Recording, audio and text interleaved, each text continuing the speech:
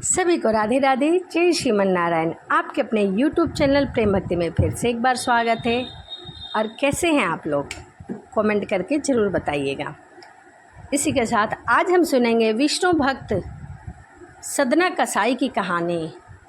किस प्रकार भक्त के वश में है भगवान, तो आइए इस कहानी के माध्यम से मैं आपको बताती हूँ सदना कसाई की कहानी।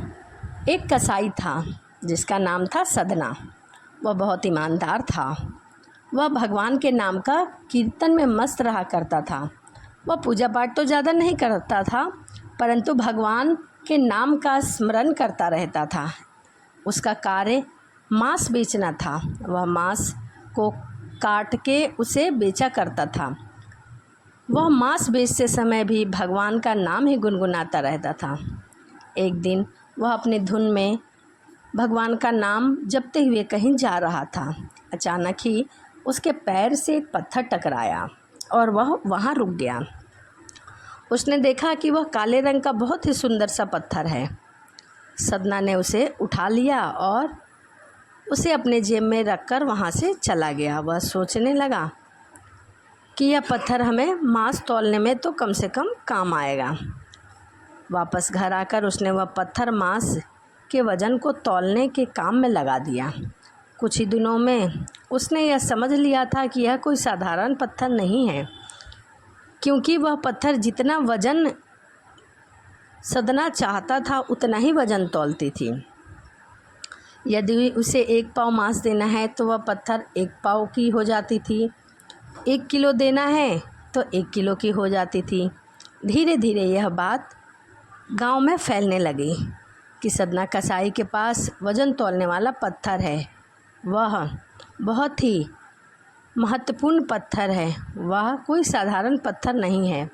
वह पत्थर जितना मांस चाहती है उतना ही तौलती है। किसी को 1 किलो मांस देना हो तो वह तराजू पर एक तरफ 1 किलो की हो जाती है, दूसरी ओर यदि आधा किलो मांस तौलना है तो वह आधा किलो की हो जाती है। इस चमत्कार के कारण उसके यहाँ लोगों की भीड़ जुटने लगी, कुछ तो मांस लेने के लिए और कुछ उस पत्थर को देखने के लिए। भीड़ जुटने के साथ ही सदना की दुकान की बिक्री भी बढ़ गई।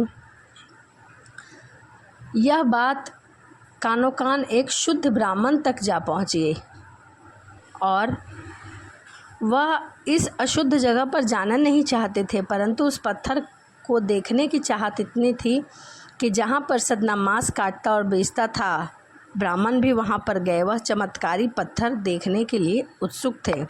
दूर से खड़े वह सदना कसाई की मीट तौलते हुए पत्थर को देखने लगे कि उसका वज़न किस प्रकार बराबर मीट को तौल रहा है। ध्यान से देखने पर उनके शरीर के रोंगटे खड़े हो गए। भीड़ के हटने के बाद उस ब्राह्मण ने सदना कसाई के पास गए और ब्राह्मण को अपनी दुकान में आया देखकर सदना कसाई बहुत प्रसन्न हुआ और आश्चर्यचकित भी। फिर भी उसने बहुत ही नम्रता से सदना ने ब्राह्मण को बैठने के लिए स्थान दिया और उनसे पूछा कि आपकी क्या सेवा कर सकता हूँ मैं।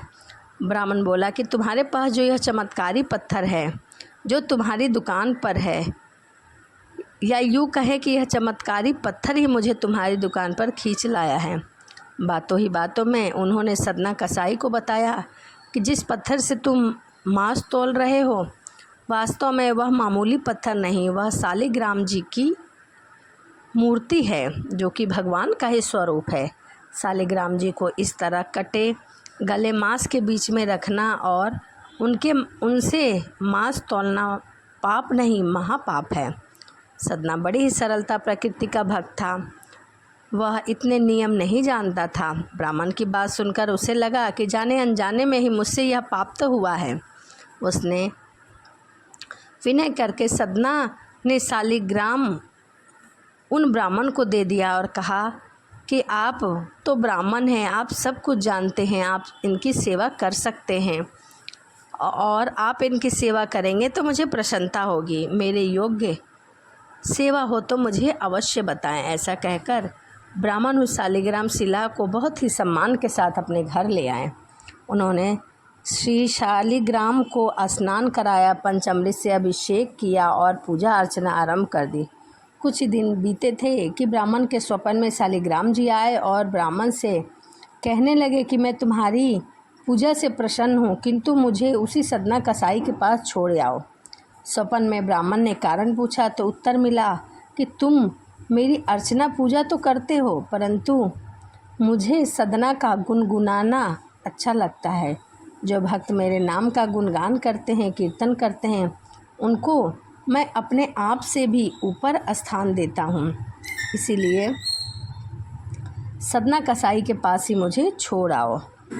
ब्राह्मण अगले दिन बहुत ही विचार करके सदना कसाई के पास गया और सदना को प्रणाम करने लगा। सारी बात बताई। शालिग्राम जी दोबारा सदना कसाई को ही सौंप दिया। ब्राह्मण की बात सुनकर सदना कसाई की आंखों में आंसू भर आए और मन ही मन उन्होंने मांस बेचने और खरीदने का कार्य छोड़ दिया और भगवान की भक्ति में लीन हो गए कि मेरे ठाकुर जी को यदि कीर्तन पसंद है तो मैं सिर्फ कीर्तन ही करूँगा, मैं और कोई भी कार्य नहीं करूँगा।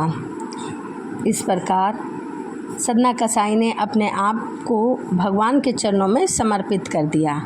तो यह सदना कसाई की कहानी थी। वीडियो आपको कैसी लगी कमेंट करके ज़रूर बताएं। यदि मेरी वीडियो आपको अच्छी लगती है तो प्लीज़ चैनल को सब्सक्राइब, लाइक और कमेंट करना ना भूलें, क्योंकि मैं अपने चैनल पर आप लोग के लिए एक से बढ़कर एक भक्ति कथा लेकर आती हूँ।